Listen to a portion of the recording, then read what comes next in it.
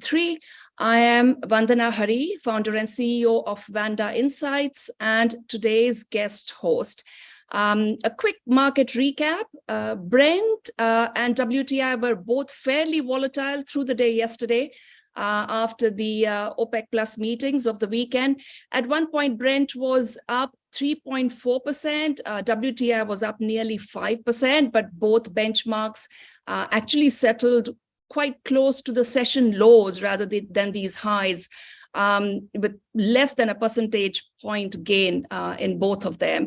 So what lies ahead for markets? I'm sure there's a lot more that we can continue to unpack from the OPEC Plus meetings, but also, let's have a look at what's happening in the US, the Fed, and what's happening in China.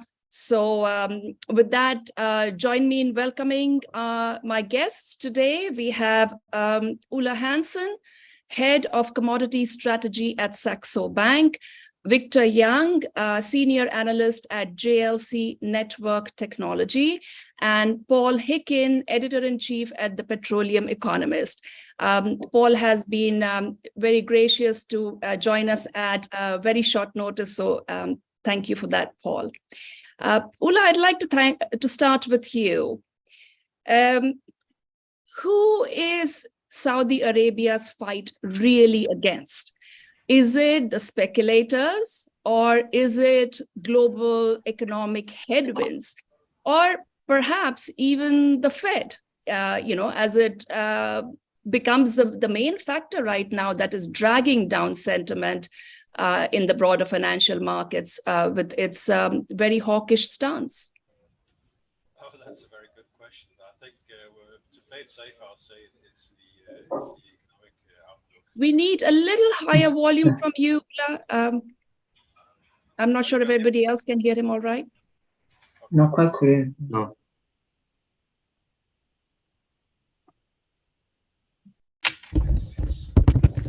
Is this better? Yeah, fantastic. Yes.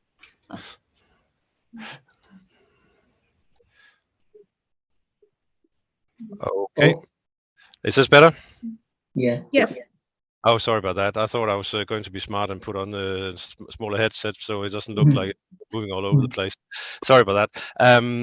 Yeah, I think to play it safe, it's a good question, obviously, Vandana, but I think to play it safe, I think it is the macroeconomic outlook that we first and foremost needs to focus on. Speculators, they do come and go. They are price dependent, so they are they're not out on some kind of a mission to break OPEC or break the Saudis or anything. They're just simply responding to the price action, and the price action obviously recently has been on the defensive, given the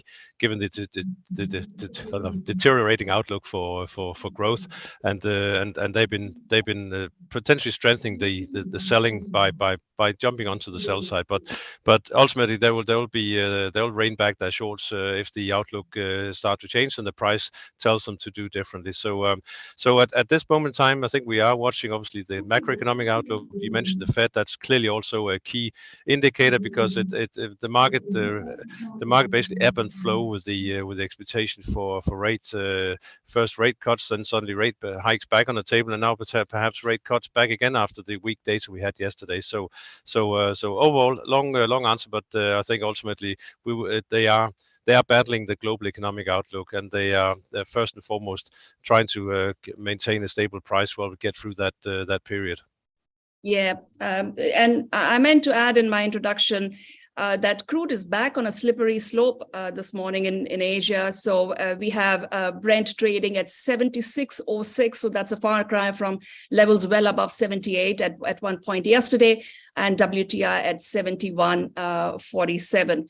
And you mentioned the sort of yo-yo that's been going on, Ulla, between will the Fed raise rates again at the forthcoming meeting next month, or will it stay the course? But isn't it that the market is not that bothered with it anymore? Because the bigger theme here is that the Fed is saying that even if it's a pause, there may be another hike in summer. So basically, it remains hawkish. Isn't that the issue the markets have?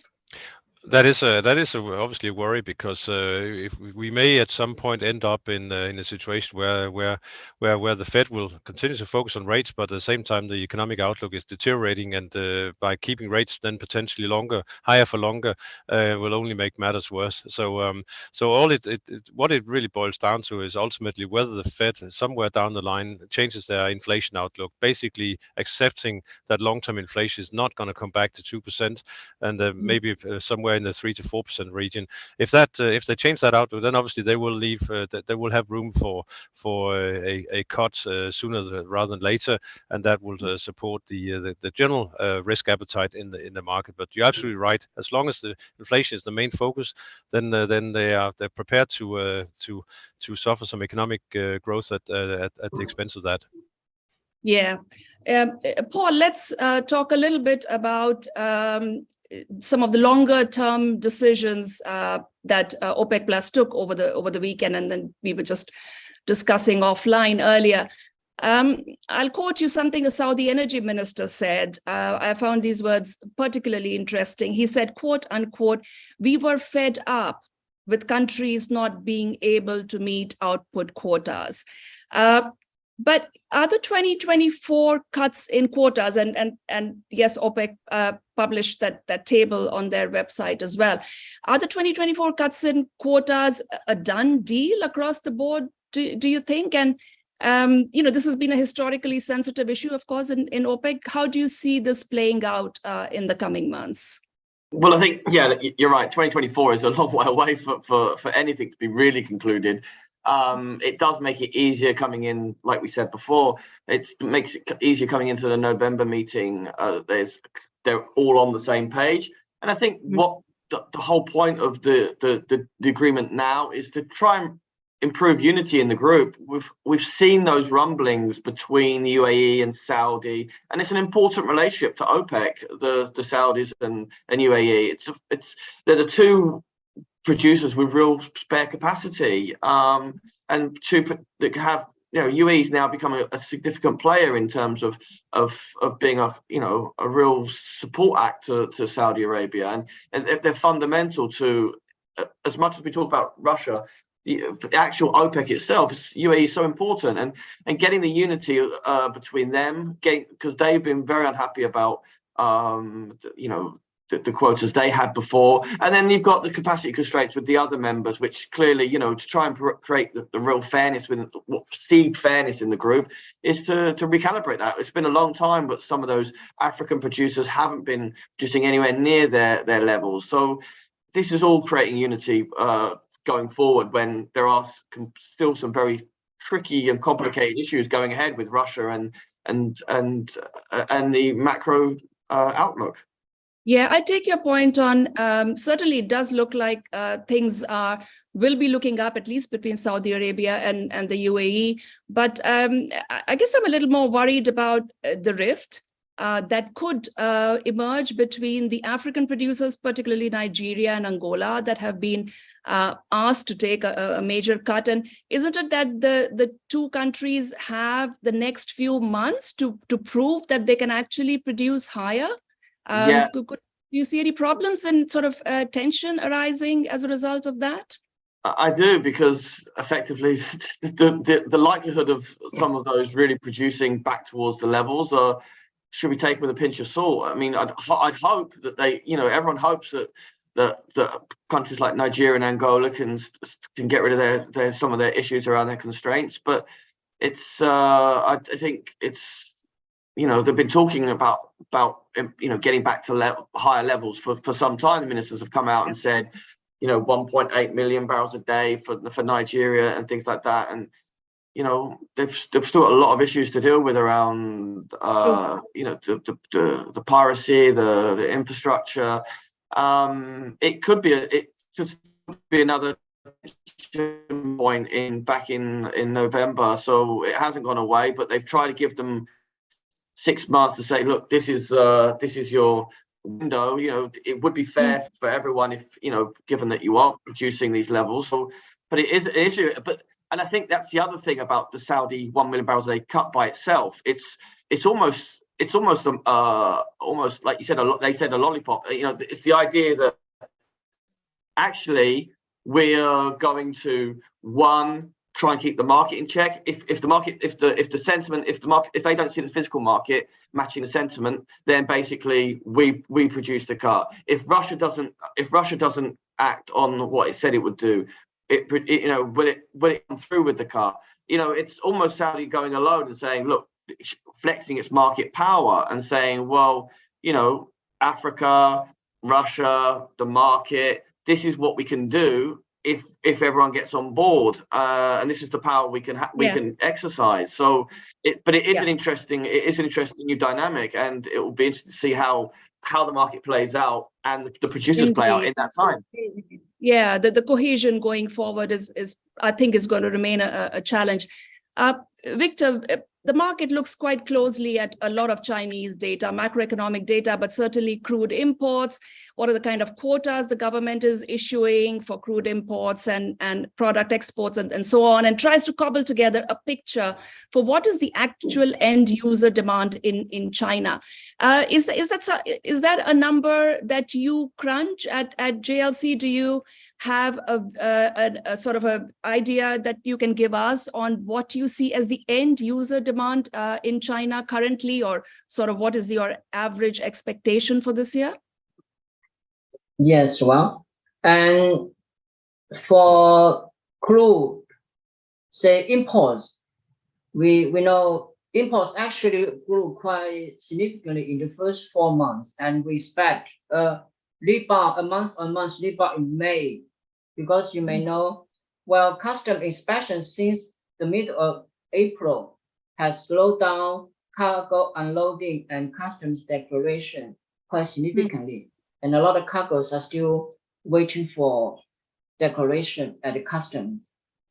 And what's that, Victor? Something has changed in the customs procedures? Well, China's crude imports could have been much larger than the custom data show, because a lot of cargoes imported in the name of bitumen blends or diluted bitumen were actually crude oil and sanctioned cargoes, probably sanctioned cargoes. Yeah. So, and the government now is stepping up its regulations. No, actually, these regulations have been in place, but some implementation. Yeah, but some independents have been importing crude in the name of diluted bitumen blend. Yeah. But the government is now trying to stop this now. So it's kind of stepping up its transition and say to regulate the market further for future developments. So this is going to be a big change in the Chinese oil market. And you see a major boost in when the May numbers come out, or going forward as well? Well, we expect to see a sharp month-on-month increase in May imports, because more cargoes from April were unloaded in May. But this inspection still continue in May. So a lot of cargoes will be delayed until June and forward.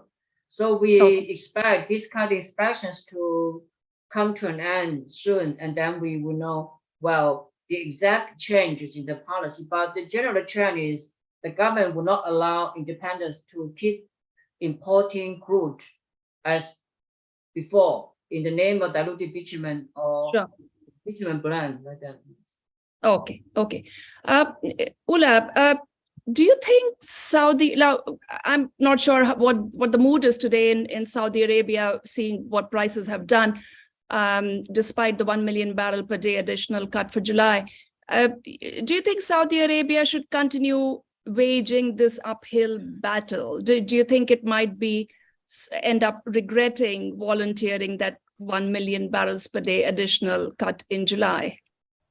Well, if we don't get a pickup in demand, then they will be backed against the wall, because one thing is taking 1 million away from the market, 1 million barrels away, and you get a response like this, where we're now trading down since Friday, the Friday close. Then how on earth do you get the barrels back into the market? So really, it is I would say almost a gamble on the outlook for the economy that OPEC's own projection somewhat will come to fruition, that we will see strength in demand into the second half that will allow them to add the barrels back in. But at this point in time, it's I'm sure there's probably some kind of some head scratching going on. The fact that we're still below 80, and this was not enough to give that market the confidence or the boost that is required. And for that to happen, then clearly these cuts needs to play on the same hymn sheet as the economic outlook, and that one is still challenged. And until the market changes their tune on the outlook for growth, then it's going to be a tricky situation, because it will be, as I said, very difficult to add them back in again. Yeah, it does feel like an uphill battle, and now Saudi Arabia might find itself fighting all alone that uphill battle. Paul, we've seen a sort of a dichotomy between oil bulls, a very sharp divide between oil bulls and bears almost since the start of this year. The former have continued to believe that the second half of the year is going to see much tighter supply-demand balance and higher crude prices. How would you weigh in on this debate? Do you see a sort of a second half looking, and we are just weeks away from the second half actually, do you see that looking very different, and if so, why?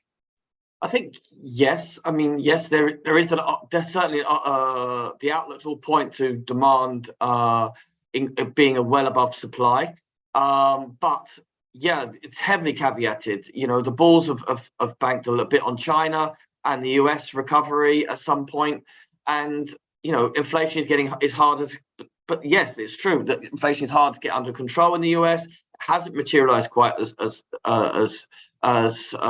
people had hoped, same as China. And that has created this sentiment in the market, this near-term negative sentiment in the market that OPEC Plus has tried to battle against. And it's actually quite a tricky thing to battle against that you said that's uphill battle. It's actually quite tricky, because what happens is, if the narrative, and we talk about sentiment in the market, and the Saudis have talked about this sentiment trying to speculators, but sentiment is quite tricky to change, because what happens is that OPEC cuts or tries to cut further, and the fear is high oil prices. And what does fear of high oil prices suggest it's going to be inflation is even harder to get under control, and the market still goes lower. So actually, while the physical market is talking about, you know, the Saudis like to talk about the physical market, and yes, removing barrels ultimately will tighten the market balances, but there's this battle between how much does that impact demand projections, how much does that impact demand outlook, and this is the narrative being played out in the near term at least. And maybe with this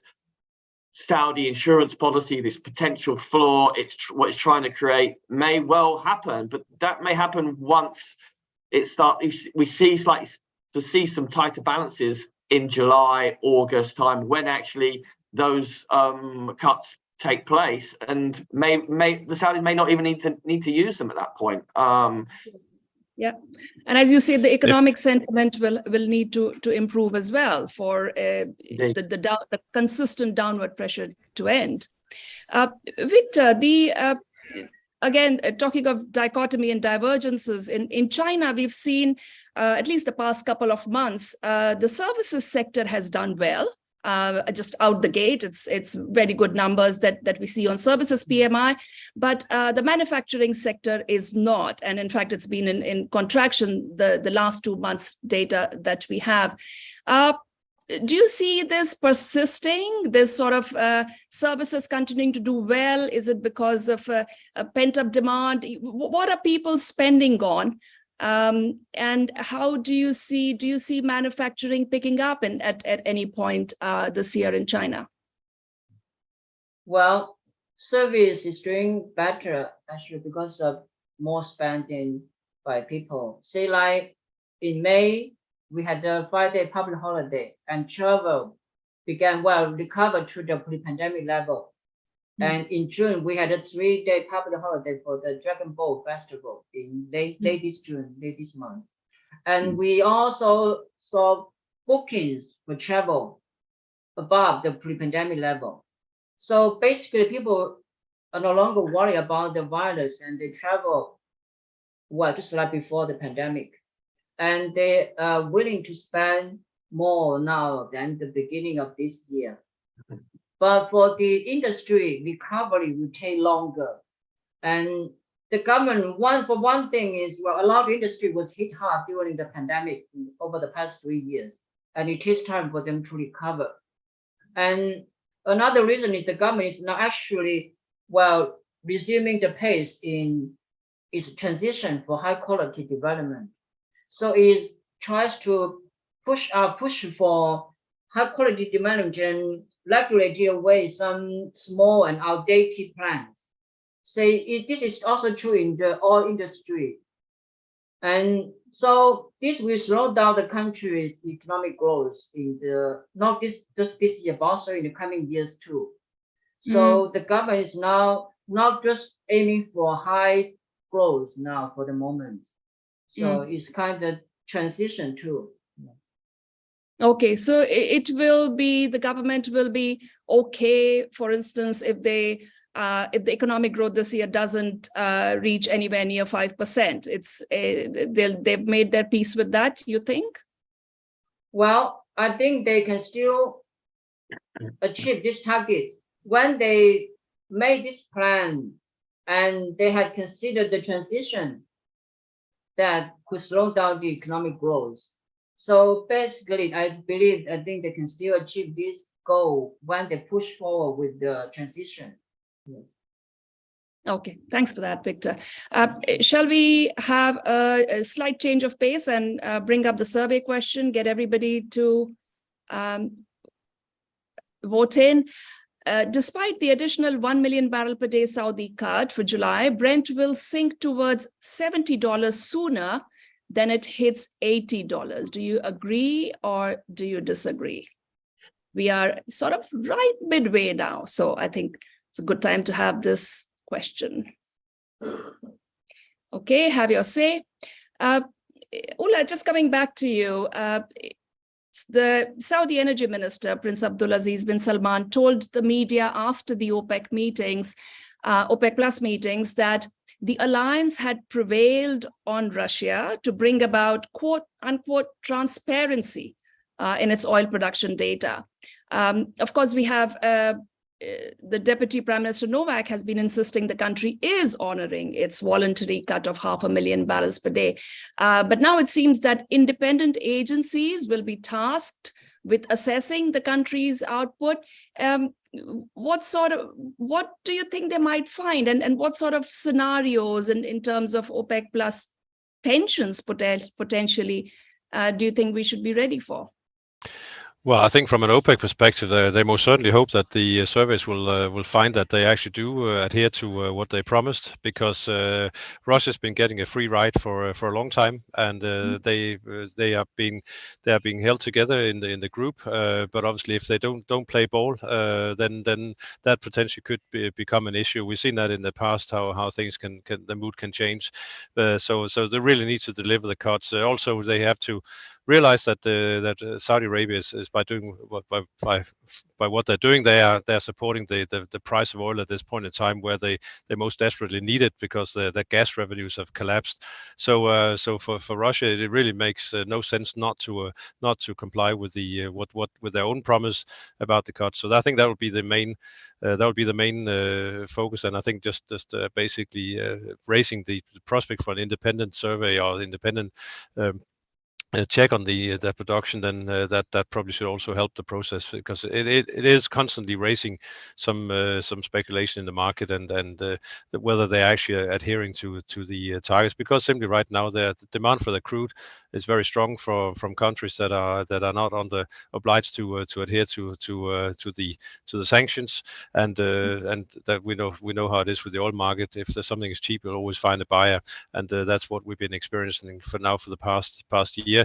And that needs to be kept to a certain point in check, because otherwise, obviously, Russia is taking market share away from Middle East producers, and that's really not how things were supposed to work out. Yeah. So, are you saying that we might see Russia at least attempting to be much more in compliance in June, knowing that now they will be under scrutiny from the independent agencies? I would most certainly think so. I mean, Russia needs the friends they can get right now, and they've lost quite a few in the past couple of years. So someone who's opening, who wants to be them to be part of their club, they obviously want to make sure that the membership conditions for being member of that club is adhered to. So yeah, I believe that should have an impact. Okay, that'll certainly be interesting to see, especially because we can quite clearly see the export flows, at least of crude from Russia. So it will be under close watch through June, as you say. Exactly. Paul, yeah. Sorry, Vandana, just because I know we're running out of time, I just want to make one experiment, because we started this half hour by just talking about speculators, and I think actually speculators right now potentially could become OPEC's best friend. Not the right now. There's a lot of shorts in the market, but we also just have to look at the numbers. We have the weakest exposure in energy across the hedge funds and other reportables, which are basically the buy side of this equation. It's the weakest in more than 10 years. So basically, when we do get a change in the technical or the fundamental outlook, there will be quite a significant amount of buying coming back into the markets. And right now we have this kind of level we reached now. It's really a low point in terms of positioning that we've seen now for the past 10 years. So we're getting close to levels where I think there's almost a natural floor in how much more negative the buy side can get in this market. So I think they're potentially going from foes to being friends. Okay, Paul, I'd invite your views on the same subject of Russia. I think this is going to be quite interesting going forward.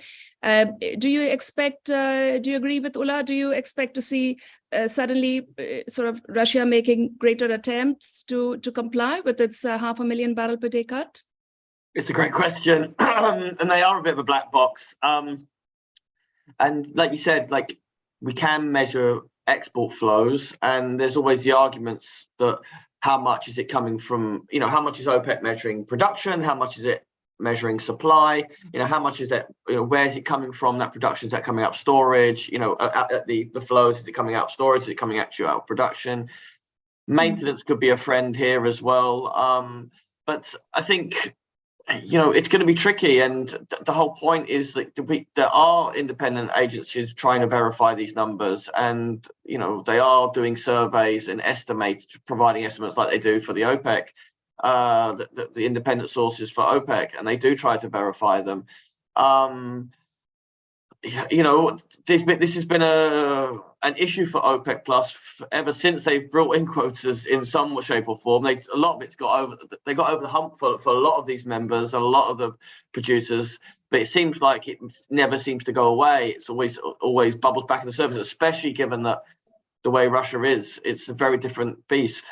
It's in a very unenviable position, wouldn't you say, now, with 30% discount on its oil, and being asked or expected to slash its output. I think that's what makes the situation particularly tricky. Victor, you mentioned that the manufacturing sector will take whatever time it takes to get into high gear. There's been quite a bit of talk that or expectations from economists, analysts, that perhaps the Chinese government should start rolling out some solid stimulus, monetary fiscal stimulus, but none seems to be coming so far. 5 months into the year. Do you see that? Do you agree with that sort of government stimulus is what is needed in China for us to see a marked improvement? Well, I do not think the government will roll out such stimulus just for faster growth. It's not like in the past few years. As we said just now, it focused more on high quality development, say for the future development. Well, it needs the development to be sustainable. Not like in the past few years, we could see about 10% growth. So in the future, we are not going to see such fast growth. And in the past few years, government was financially strained by the pandemic too. So particularly the local government, they had, some financial trouble, some local government too. So it's not easy for the government to roll out such stimulus at the moment too. And it's not the aim to just see faster growth yet. No, yes. Okay, let's have the survey results if they are ready. Agree, Brent will see 70 sooner than it does 80. Okay. Victor, one final question for you before we wrap up. And I have to say, I had so many questions lined up on China for you. China has been buying more Russian, Iranian, and Venezuelan crude, and that might be sort of edging out the Middle Eastern barrels. And, I was sort of wondering if that perhaps is in some way connected to Saudi Arabia's decision to make that additional 1 million barrel per day cut for July. Can you confirm that for us? Is this indeed the case that China is maximizing crude imports from these three countries? Well, as we said, from the middle of April, China began to inspect the specification of every cargo at some customs to determine that these cargoes were, real cargoes as they are declared to the customs. How is that connected to, that's connected to imports from Venezuela, are you saying? Well, because a lot of the sanctioned cargoes were imported in the name of bitumen blend. Okay. And they were actually sanctioned cargoes. So if the government stops independence from importing such barrels, it could give a boost to imports from other countries.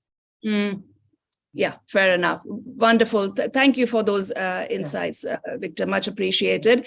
Okay, with that, we come to the close of this session. Thank you very much for all our participants and my speakers, Ulla Hansen, Head of Commodity Strategy at Saxo Bank, Victor Young, a Senior Analyst at JLC, and Paul Hickin, Editor-in-Chief at The Petroleum Economist. Thank you very much, all of you. Thank you. Thank you. Thank you. Have a nice day. You too, all of you. Bye-bye.